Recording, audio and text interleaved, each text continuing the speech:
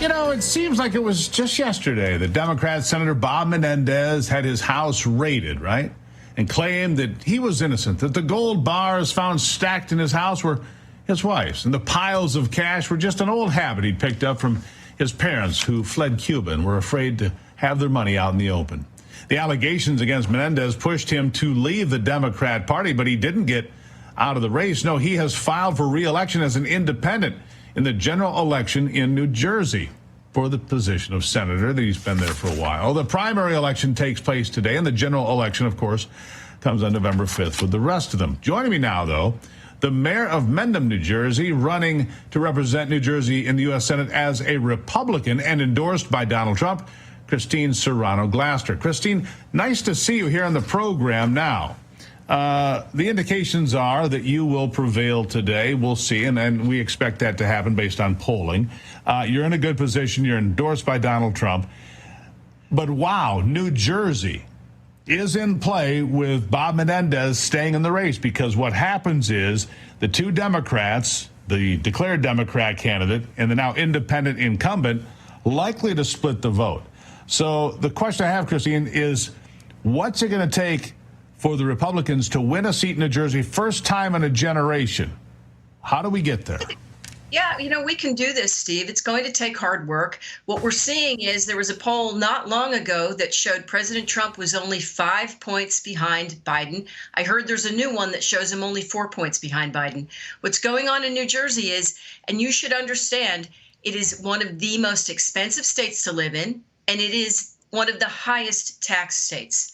And so the working folks in this state, the moms and dads and families, senior citizens, and young people that would love to make this their home, they can't afford to. They can't afford to buy a home. And guess what? They can't afford to rent an apartment. And so they're all looking at how they vote. Many of these constituencies normally vote Democrat, and that's not what I'm seeing, and it's not what I'm hearing.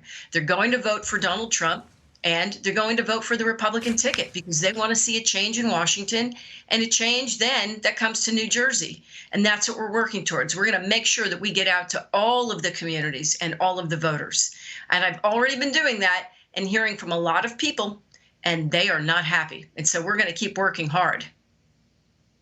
So here's the thing. New Jersey has 1 million more registered Democrats than Republicans, if I read the numbers right. 2.5 million, about 1.5 million. But again, if Menendez and his Democrat colleague split the Democrat vote, what number do you have to be to win that seat? 40%, 41%? Where do you think you have to be, Christine? I mean, look, if it was a head-to-head race, it'd be a very uphill battle. You know that, so do I. But in this environment, it opens up a path to victory for you. And what do you think you have to secure to get there? Well, the number I've been told is something closer to 34%, which makes it very, very interesting and appealing. Sure. Right. I mean, this will be the first time in 50 some odd years that a Republican will have held this seat. And it will be the first time in that many years that New Jersey will be able to contribute to the conversation down in Washington from a Republican perspective. So people are looking forward to that. They want to see more from their elected officials, and they know that they need to vote for somebody, me, Christine Serrano-Glasser. I have a reputation for delivering, and I have a reputation for working very hard. And that's what I will do, is go down to D.C. and make sure that I'm delivering back for New Jersey, which is not like my opponent, who has a very long and strong reputation and track record for donating to Democrats. He has a long record for disliking Trump, to say the least. He has donated against Trump, and now even his campaign chair is pretending that, and he's very angry, the campaign chair is, that Trump endorsed me. And he has spoken out against Trump in this regard. So he's now pretending that he's best friends with Trump, and people should vote for my opponent because of his relationship with Trump, not because of my opponent's relationship with Trump. So I think people are starting to see through that. They're reading through all of that, and they know that they need somebody that is a common sense conservative that they can send to Washington for New Jersey and be a part of this conversation that New Jersey has not been a part of. We're working towards that, and we're going to keep working and make sure that we get down there to Washington.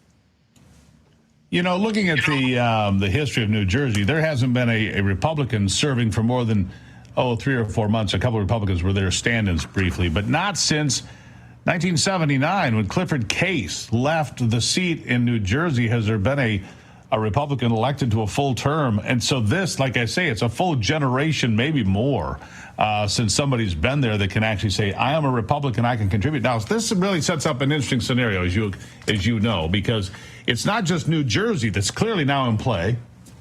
Maryland is in play. And I get that Larry Hogan and Donald Trump are probably not exchanging Christmas cards, but we would take Larry Hogan in Maryland over the alternative. And clearly we would take you in New Jersey. What a earth-shattering revelation both of those things would be. True, right? Yeah, absolutely. And what we know is that we need to deliver a Republican majority in the U.S. Senate and the House for President Trump. He's going to need that in order to make all of the corrections and improve the economy, close down the border, reduce crime, and bring safety back to people's communities.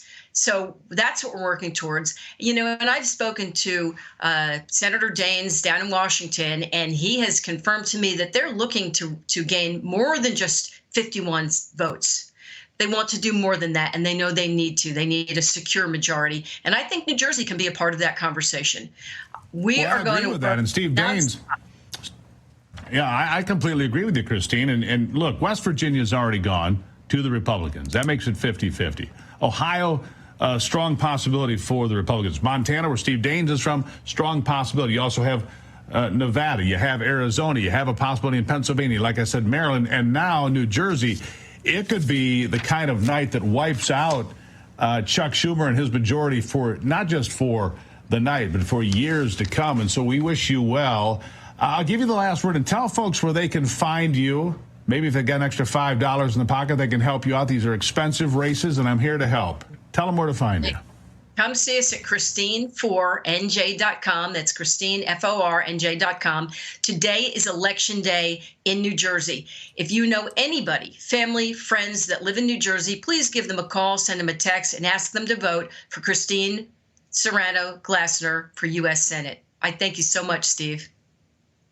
Christine, we wish you well and look forward to talking to you as the presumptive nominee. We hope that happens for you here today. Thank you for being here. Thank you.